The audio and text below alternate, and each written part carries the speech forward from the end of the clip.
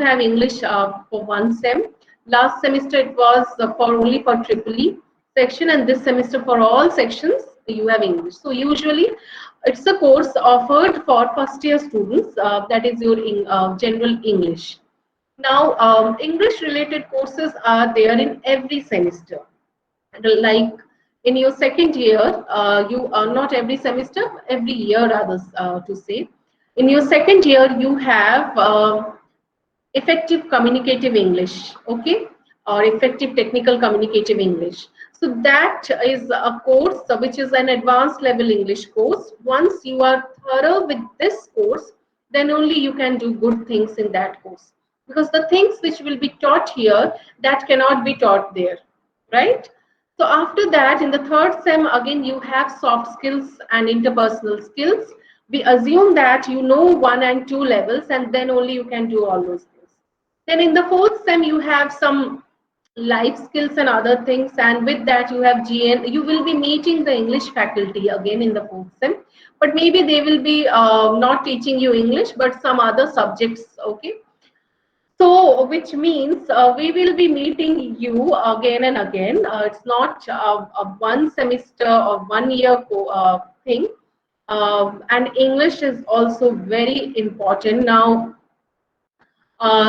see, why we tell this in the beginning only, because we find it very difficult in the next years to teach the students from the beginning. See, don't think that already these things we know, already we have studied all of these. Yes, definitely. But the results which we got after your proficiency test in English was horrible, right? And it is horrible all the time. I don't know why. Because for 12 years, at least that is tested on the English which you have learned till class 12. Only we are not asking you the college level to do something which is there in the college level. But still, there are so many loopholes in prepositions, in general grammar, and other things. And it is very scary. Why? Because, first of all, this is the world of communication, right? Wherever you are EC, you have an option for both, tremendous options in both the sectors, like it can be a government sector or private sector. And both these sectors, communication for any professionals, it is important. It can be written or oral. You don't, definitely you are not going to be PhD holders in English, or you are not going to become teachers of English. Then why English is there? It is there for some purpose, right? It is definitely so. Like any other subject, it is also going to feed you. And it is such a subject, any language you take. Why English? Because it is in demand, it is an international language. But any language is important to communicate, to survive. And work wise, academic wise, English is crucial, because the books, the manual syllabus, whichever you will follow, all everything you have to follow in this language only. I need not tell you, you already know the importance, right? My thing is, what I want to convey to you is that don't think that okay, somehow we'll pass, and this passing and failing, we are not concerned about that. As far as English is concerned, it's very important when you are going to work as professionals in companies, and that time it will give you an extra edge, a lot of confidence you will get, and you can work peacefully there. Otherwise, nobody will, is going to teach you there. They assume that you already know, you are groomed, you have good soft skills. These are called soft skills. Communicative skills are called soft skills. One simple thing you try to understand is that they can simply go by your marks and give you a job, right? They can simply go by that. Why they want you to meet face to face? Why always interview is more important? Definitely marks is more important, but after that, your interview is crucial. Marks are very important. If you don't have good marks, if you don't have good academic career, then you can't be eligible for certain jobs also. First, you need to get high marks, but that is not enough. With that, you need to have good communicative skills or soft skills, good command over the language, written, writing, everything. This doesn't come easily. It takes years of practice. It's not a magic. Language learning is not at all a magic.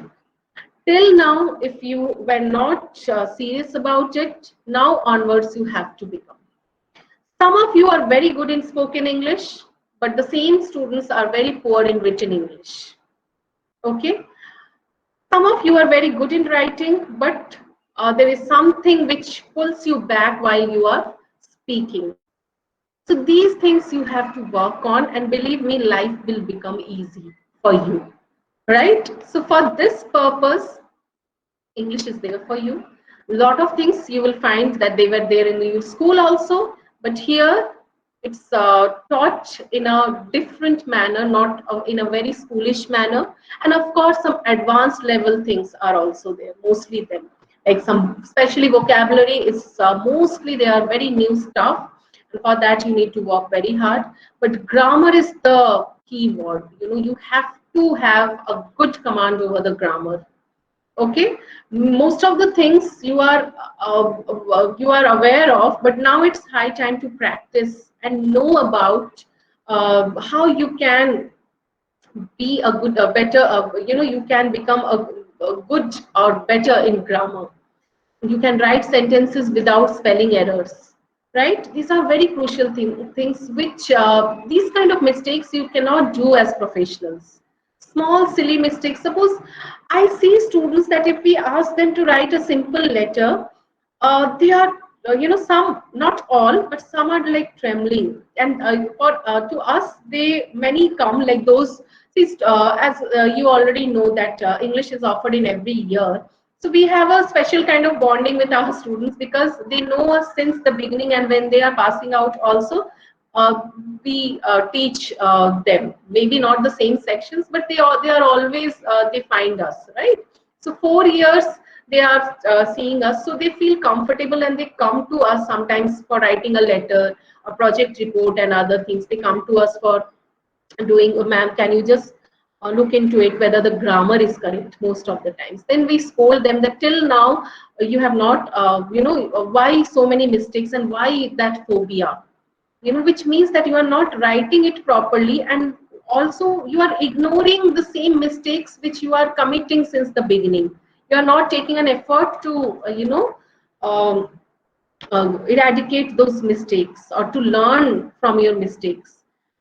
So we see that, and definitely they improve, definitely, but the pressure is that such that they don't get much time to relearn and other things. So whenever a course, at least a course is being offered to you, you try to learn as much as possible.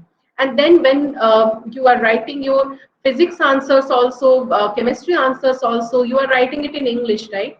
Make sure that no grammar errors and spelling errors are there. So these are the things. And apart from that, after getting a job also, first you have to clear the interview. And recently I saw in Google, they were when they were recruiting, because we have contacts with them, no? Because we are soft skills trainers also. So sometimes they call us, not all of us, but for training some professionals, others. Okay, because they also need that.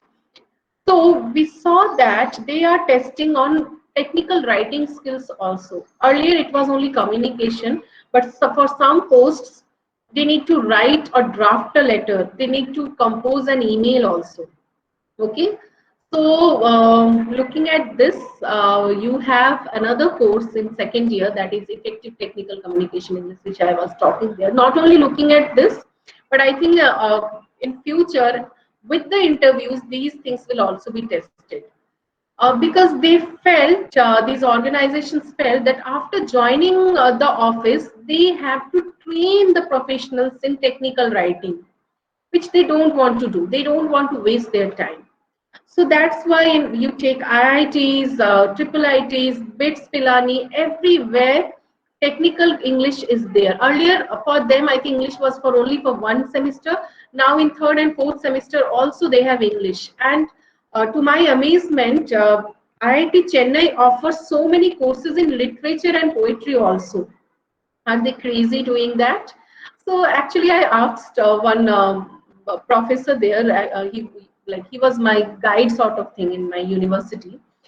That sir, why you are offering so many poems? Anyways, they are going to be engineers. They don't need this much. Then they said that art is important. When they are too technical, their creativity is lost, right? So that's why they made an attempt that at least even if it is a zero credit course, they will offer a poem, they will offer a tragedy by Shakespeare or a comedy or something like that.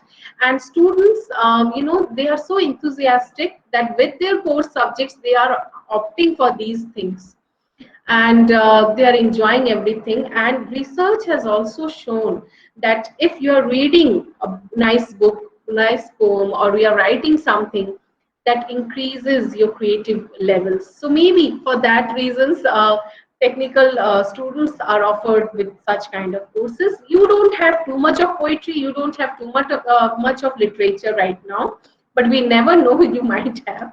But try to enjoy that when if it comes. Now, for your course also, soon I'm going to show and discuss the syllabus. Because it's our first class, I didn't want to jump into one unit and start teaching you something from those units. I wanted to have an interaction with you and also discuss with you the course things which we have in store for you. Okay, so you have 5 units like any other subjects. Okay, last semester you had an idea about how it goes on. So for English also you have 5 units. Each 5 unit has it's actually the courses English courses are like they're organized in a very nice manner, like especially for first year. That let me just share my screen with you so that all of you, and the same syllabus sir has uploaded also, I think. So this is the syllabus. You can have a look at it in your Google Classroom also. It's there.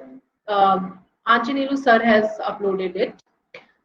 Uh, we have theory and lab both, and these are the course objectives, okay, that you should know.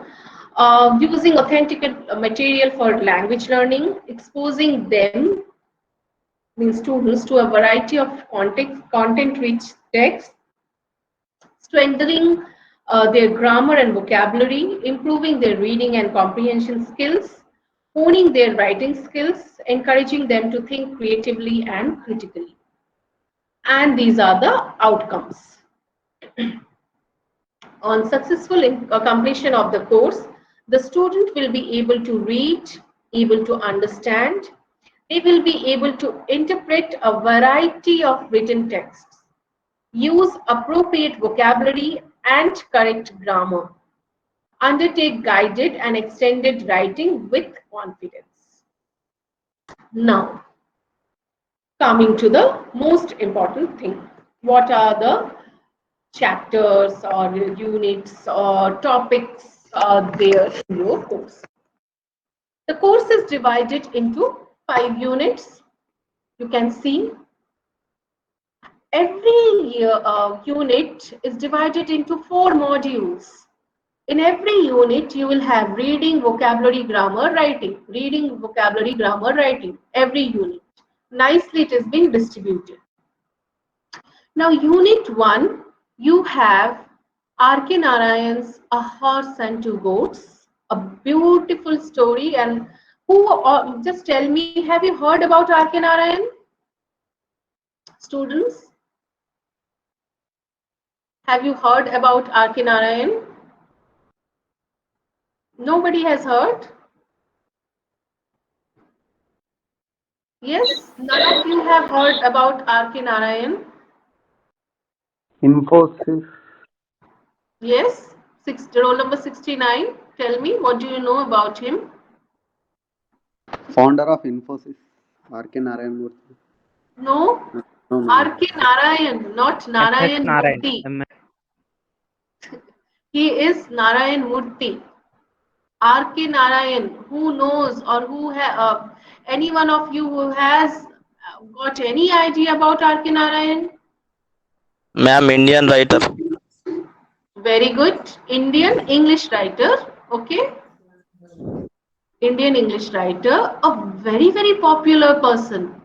His stories are like, Malgudi world. Yes, very good. Malguri Days. Rayology, ma'am. Multi. Now you remember? Now you remember him? Have you heard about Malguri Days? Yes, ma'am. Malgudi days. Yes, we all used to love those stories, right? My generation is different, but I assume that you also watched Malguri Days.